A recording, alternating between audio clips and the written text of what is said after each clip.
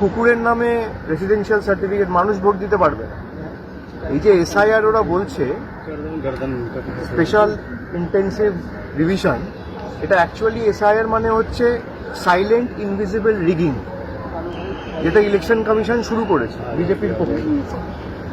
যারা নিজেদের ভোটাধিকার প্রয়োগ করে প্রকৃতভাবে সরকারকে প্রশ্নের মুখে ফেলে, সেই সমস্ত দেশের নাগরিকের ভোটাধিকার কেড়ে নিতে চাইছে ইলেকশন কমিশন, এবং যেভাবে পক্ষপাতদুষ্ট আচরণ করছে আমি মনে করি এটা বিগত দিনেও দেখেছে, বাংলায় করে কোনো লাভ হয়নি।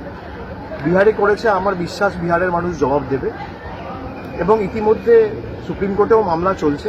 আমি শুনেছি গতকাল হিয়ারিং ছিল, পরবর্তীকালে সেটা পিছিয়ে আবার সেপ্টেম্বর মাসে ডেট পড়েছে, আগস্টে ডেট পড়েছে। বিচার ব্যবস্থার উপর আমাদের পূর্ণ আস্থা রয়েছে। বাংলায় এরা চেষ্টা করবে, অনেক লাফানি ঝাপানি করবে, কিন্তু তৃণমূল কংগ্রেসের প্রতি মানুষের আস্থা, আশীর্বাদ, ভালোবাসা বাড়বে, এবং 2021, 2024, 2023-এর পঞ্চায়েতের থেকেও ভালো ফল তৃণমূল কংগ্রেস 2026 সালে করবে। আর এটা এসআইআর যে করছে, ভারতের মানুষকে ভয় পেয়েছে। এটা সর্বভারতীয় নেতাদের মার্জিন কোথায় গিয়ে কমেছে আমি আর নাম করছি না, আপনারা দেখেছেন। মানুষের প্রতি এই যে বৈমাতৃসুলভ আচরণ, তো আমরা 2021 থেকে দেখেছি। টাকা আটকে দিয়েছে, এখন ভোটাধিকার আটকে দেবে, কেননা তারা জানে মানুষ যদি ভোট দেওয়ার সুযোগ পায় বিজেপির বিপক্ষে দেবে। কিন্তু মানুষ ভোটাধিকার প্রয়োগ করবে।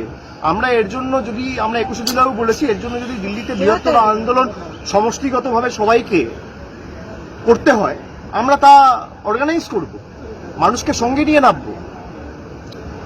কিন্তু একটা মানুষেরও যদি ভোটাধিকার বিজেপি ভাবে যে এসআইআর এর মাধ্যমে আমরা কেড়ে নেবো, আমরা তা হতে দেবো না।